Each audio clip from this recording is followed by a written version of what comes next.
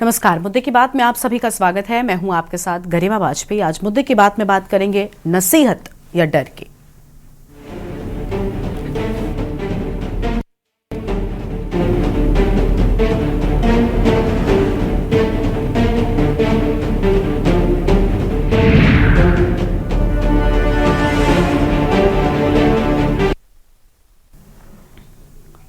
बसपा में सब कुछ सही दिखाई नहीं दे रहा है। पहले भतीजे आकाश आनंद के ससुर अशोक सिद्धार्थ को पार्टी से निकाला जाना और अब बसपा सुप्रीमो मायावती के द्वारा वास्तविक उत्तराधिकारी को लेकर की गई पोस्ट के बाद नई बहस छिड़ गई है।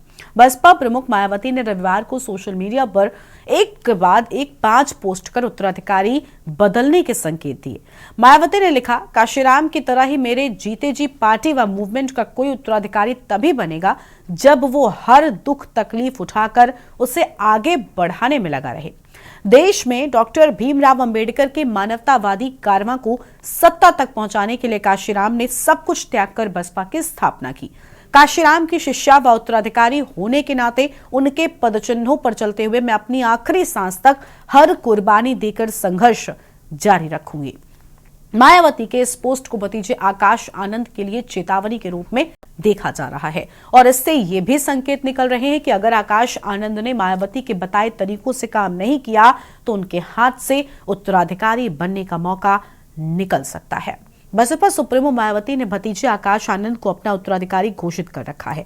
वो उन्हें पूरी तरह से राजनीति में सक्रिय करने में लगी हुई थी।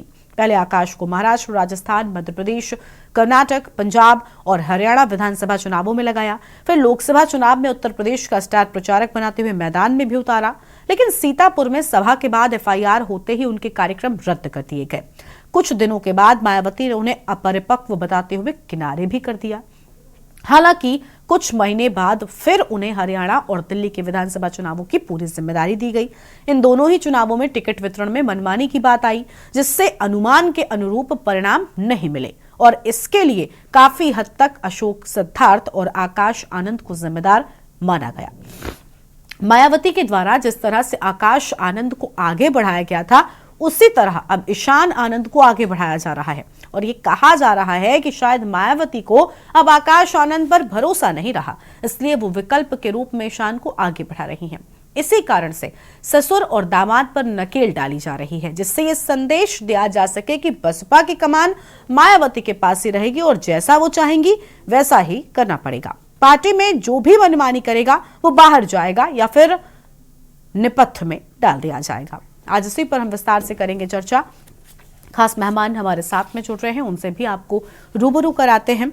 हमारे साथ में हमारे संवाददाता अविनाश हैं और रजनीकांत वशिष्ठ जी हैं, राजनीतिक विश्लेषक हैं, और विद्या गौतम जी हमारे साथ में हैं, दलित चिंतक जी हैं। सभी मेहमानों का बहुत बहुत स्वागत है। अपनी चर्चा की हम शुरुआत करेंगे, उससे पहले कुछ तस्वीरें दिखाते हैं, वापस से चर्चा पर लौटेंगे। सभा चुनाव में करारी हार के बाद पार्टी में 2 लोगों को निष्कासित किया, अपने समधी डॉक्टर जो है अशोक सिंघल और पार्टी के कुछ 2 लोगों को। उसके बाद जिस तरीके से जो है बसपा सुप्रीमो मायावती ने एक्स पर बयान जारी करते हुए अपने उत्तराधिकारी जो है नेशनल कोऑर्डिनेटर आकाश आनंद को लेकर एक बड़ा बयान कहीं ना कहीं उन्होंने जारी किया। उसमें उन्होंने पार्टी की जो विचारधारा है उसको लेकर किस तरीके से जन जन तक पहुंचाने का काम जो करेगा वही उनका उत्तराधिकारी होगा। दिल्ली विधानसभा चुनाव में जिस तरीके से जिम्मेदारी दी गई थी उसमें करारी हार के बाद माना यही जा रहा है कि जो नाराजगी है बसपा सुप्रीमो की वो उन्होंने एक्स के माध्यम से जाहिर की है। अब आने वाले समय में 2027 के विधानसभा चुनाव उत्तर प्रदेश में होने हैं। ऐसे में जो उनका उत्तराधिकारी उन पर कहीं ना कहीं बड़ी कार्रवाई 2027 के विधानसभा चुनाव से पहले देखने को मिल सकती है। लखनऊ से कैमरामैन रमेश वर्मा के साथ के न्यूज़ इंडिया अविनाश। तो इसी मुद्दे पर आज हम विस्तार से करेंगे चर्चा कि आखिर अब बसपा में उत्तराधिकारी का पद कौन संभालेगा, कौन बसपा को आगे बढ़ाएगा। वो पार्टी जो उत्तर प्रदेश में एक वक्त पर बड़े स्तर पर एक्टिव रही और एक मजबूत वोट बैंक के साथ में मौजूदगी अपनी दर्ज कराती रही, लेकिन साल दर साल जिस तरीके से कमज़ोर होती पार्टी नजर आई, उसके पीछे की कई बड़ी वजह सामने आई हैं। लेकिन अब आखिर कौन संभालेगा पूरी जिम्मेदारी, ये देखना बहुत अहम होगा।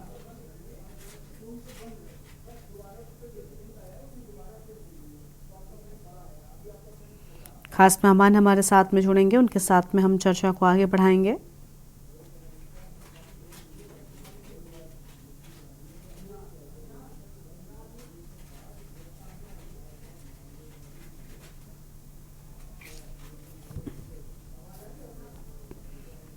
मायावती का इस सख्त फैसला और लगातार किए गए ट्वीट कई सारे सवाल खड़े कर रहे हैं और ऐसा लग रहा है कि मानो आकाश आनंद की मुश्किलें बढ़ती हुई नजर आ रही हैं।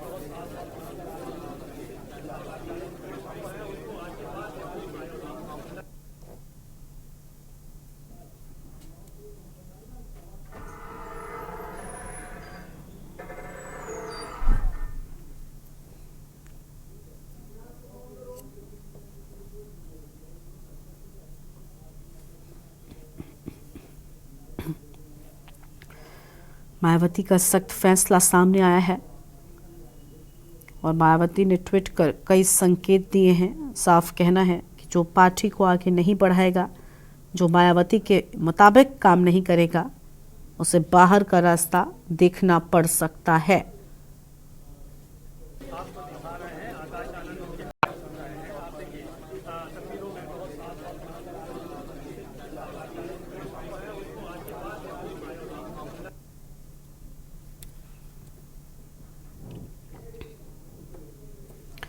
आकाश आनंद की मुश्किलें बढ़ती हुई नजर आ रही हैं।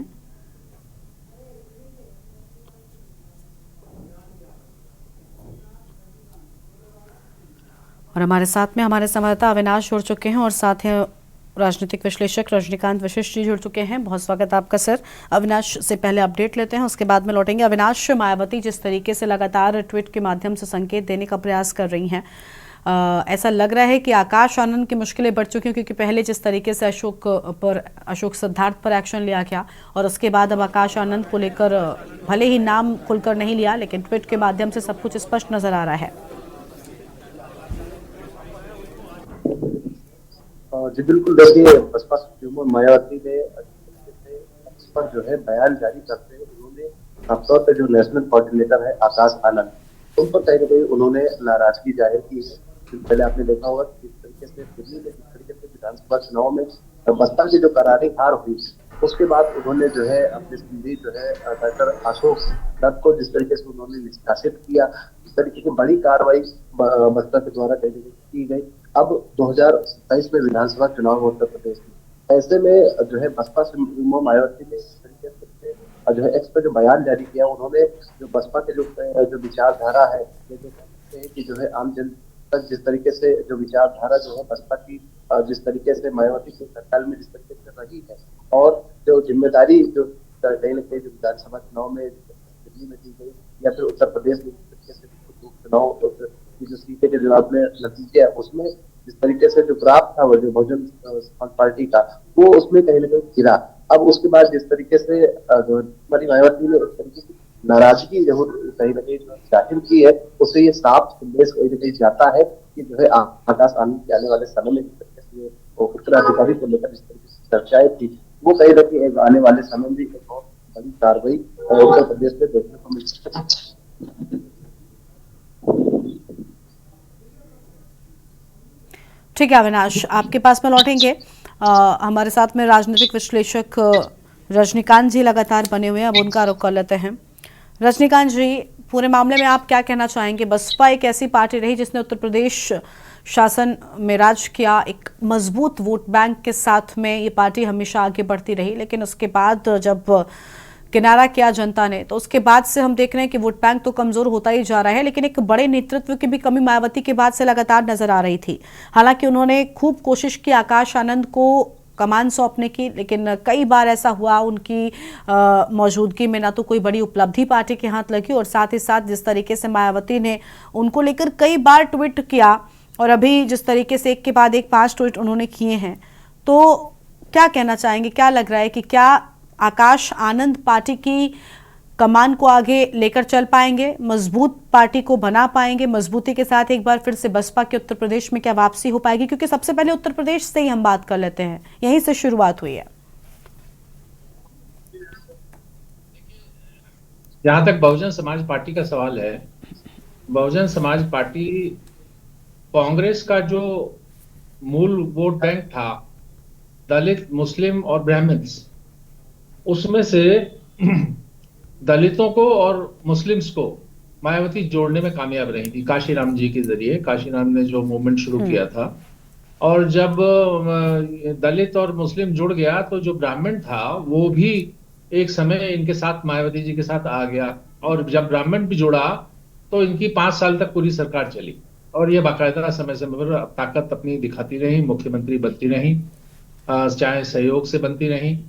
लेकिन अब जो है ऐसा लग रहा है कि कांग्रेस तो नहीं कामयाब हुई, लेकिन भारतीय जनता पार्टी उन अपने समरसता कार्यक्रमों के जरिए दलित वोटों को अपने साथ जोड़ने में कामयाब हो गई। एक एक विशेष दलित वर्ग को छोड़ के, जो मायावती जी की बिरादरी है, उसको छोड़ करके बाकी जितने दलित हैं वो धीरे धीरे भारतीय जनता पार्टी से जुड़ते चले गए।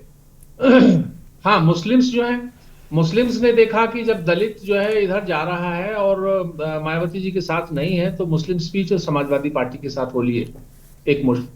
तो ऐसी परिस्थितियों में मतलब एक विकट परिस्थिति मायावती के सामने है कि कैसे पार्टी को रिजुविनेट किया जाए फिर से। ये हालत हो गई कि विधानसभा चुनाव में एक सीट तक उनको नहीं मिली, तो इन्होंने मिलकर के भी चुनाव लड़ने का प्रयास किया अखिलेश यादव के साथ में, लेकिन वो बात नहीं बनी आगे। अब वो सवाल ये है कि मायावती जी जो है वो सुपर एन्यूएट कर रही हैं, उन्हें किसी उत्तराधिकारी की जरूरत है, और वो उत्तराधिकारी भी अपने परिवार में से ही ढूंढ रही हैं। तो उसमें से आकाश आनंद एक थे। अब आकाश आनंद में उनको लगता है मेच्योरिटी नहीं दिखाई पड़ी। यही यही पिछली बार भी यही हुआ कि उनको सारे पदों से बेदखल जब किया गया, तो मायावती जी ने कहा कि उनमें अभी मेच्योरिटी की कमी है, परिपक्वता की कमी है। तो अब सवाल यह है कि मायावती एक रिफॉर्मेशन के दौर में चल रही है। अभी अभी कहा नहीं जा सकता कि 2027 में वो कितना कामयाब होंगी, कैसे कामयाब होंगी, किसी के साथ मिलकर चुनाव लड़ेंगी, समाजवादी पार्टी के साथ क्या फिर से गठबंधन हो सकता है, या कांग्रेस के साथ मिल। कांग्रेस भी काफी कोशिश करती रही है कि मायावती को साथ मिलाया जाए, लेकिन कांग्रेस से दूरी बनाए रखी है मायावती जी ने हमेशा। तो अब देखना यह है कि आकाश आनंद तो एक तरह से दूसरी बार फेल हुए हैं मायावती जी के टेस्ट में। तो एक छोटे भाई को भी अभी हाल में आपने देखा होगा कि वो एक पिक्चर में उनके साथ खड़े थे, आकाश के जो छोटे भाई हैं। हो सकता है कि उनको उत्तराधिकारी बनाने के बारे में सोचें। जी ठीक है सर, आपके पास में लौटेंगे। थोड़ा सा इंतजार करना होगा, क्या फैसला लेती हैं मायावती, देखना बहुत अहम होगा।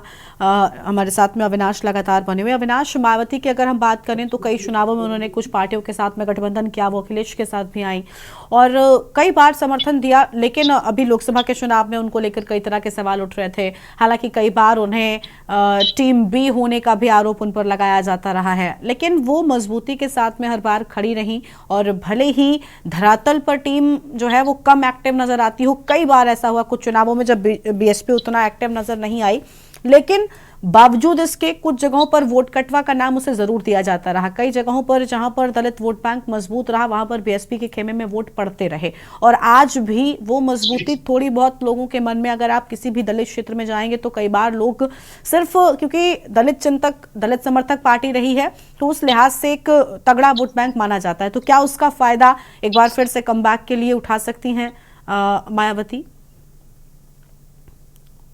जी बिल्कुल ठीक कहा। जैसे कि रविकांत जी ने कहा कि जिस तरीके से जो बसपा का जो कोर वोटर है वो कहीं ना कहीं बसपा के साथ तो जरूर है, लेकिन तमाम ऐसे कह सकते हैं जो वोटर है वो जो भारतीय जनता पार्टी के खेमे में शामिल हो गए और कुछ वोट बैंक जो है समाजवादी तरफ हो गए। अब लोकसभा का चुनाव था तो उसमें जो है इंडिया गठबंधन यानी कि जो कांग्रेस लगातार जो है बीएसपी के संपर्क पे बात देते रहे कि वहां पर लगातार हम उनके संपर्क में है, लेकिन जिस तरीके से लोकसभा के जो नतीजे आए उसमें जिस तरीके से समाजवादी पार्टी और कांग्रेस ने मिलकर जिस तरीके से चुनाव लड़ा, तो उसमें जो खास वोट बैंक था बहुजन पार्टी का वो तो जो है बीएसपी में रहा, लेकिन जो है उसका नुकसान जो है भारतीय जनता पार्टी को कुछ हद तक झेलने को मिला। अब जिस तरीके से आपने दिल्ली के जो है विधानसभा चुनाव के देखे जिसमें जिम्मेदारी उनको दी गई थी, जो है अशोक लाल जो है जो कि उनके समधी है जो है मायावती, तो जिस तरीके से वहां पर हार हुई उसके बाद में एक के बाद एक उन्होंने कई लोगों को किया पार्टी से, तो अब आने वाले 2027 में जो विधानसभा चुनाव है, ऐसे में अब जो है बीएसपी कहीं न कहीं अपने जो मूल विचारधारा है या फिर जो भाजपा की जो तमाम जो इनकी विचारधारा है, उसको लेकर और जो है इस जो है आने वाले समय में जो विधानसभा चुनाव में जिस तरीके से धरातल तौर पर काम करेगा या कुछ नई टीम कहीं न कहीं जो है बीएसपी में शामिल हो सकती है, इस बात की कवायद है। लेकिन जिस तरीके से मायावती की जो नाराजगी उन्होंने जो एक्स पर जाहिर की, इससे पहले भी जिस तरीके से उत्तराधिकारी को लेकर आकाश नेशनल कोऑर्डिनेटर ने उनको पद से जो है हटाया गया, उसके बाद में उनको जिम्मेदारी फिर से दी गई। लेकिन जिस तरीके से जो है एक के बाद एक जिस तरीके से बीएसपी की जो हार है वो कहीं ना कहीं डर सता रही है कि आने वाले 2027 के विधानसभा चुनाव में जो उनका कोर वोटर है, जो दलित वोटर है या फिर कह सकते हैं तमाम ऐसे वोटर हैं जो है आने वाले समय में जो है विधानसभा चुनाव में उनको नुकसान पहुंचा सकते, उसको लेकर भी जो है अब बसपा जो है नई रणनीति कहीं तैयार कर रही है। इससे पहले भी आपने देखा होगा कि लगातार जिस तरीके से पिछले जिस तरीके से दिल्ली के चुनाव से पहले की बात करें या फिर जिस तरीके से चुनाव है उत्तर प्रदेश में लगातार जो है बैठकों का दौर यहाँ पर बीएसपी कार्यालय में जो है आप देख रहे हैं। लेकिन आने वाले समय में 2027 चुनाव से पहले एक नई कह सकते हैं कि जो है जिस तरीके से मायावती ने बयान जारी किया, अपनी नाराजगी जाहिर की, उन्होंने साफ पे इस तरीके से उसमें जिक्र किया कि जो विचारधारा है डॉक्टर भीमराव अम्बेडकर की बात करें या पाकिस्तान की जो विचारधारा है वो जो जन जन तक पहुंचाने का काम करेगा, असली जो है कहीं ना कहीं उसका विरासत का हकदार होगा, ये साफ तौर पर उन्होंने जो है जान किया। अब देखना होगा कि 2027 के विधानसभा चुनाव से पहले क्या कुछ बड़ी कार्रवाई और कुछ लोगों पर हो सकती है या फिर जो है आकाश आनंद को आने वाले समय में जो नेशनल कोऑर्डिनेटर का पद है उसको हटाया जा सकता है और किसी नए चेहरे पर भी दाव जो है बसपा सुप्रीमो मायावती आने वाले विधानसभा चुनाव। ठीक है, आपके पास में लौटेंगे। विद्या गौतम जी हमारे साथ में जुड़ चुकी हैं, दलित चिंतक हैं। बहुत स्वागत मैम आपका भी।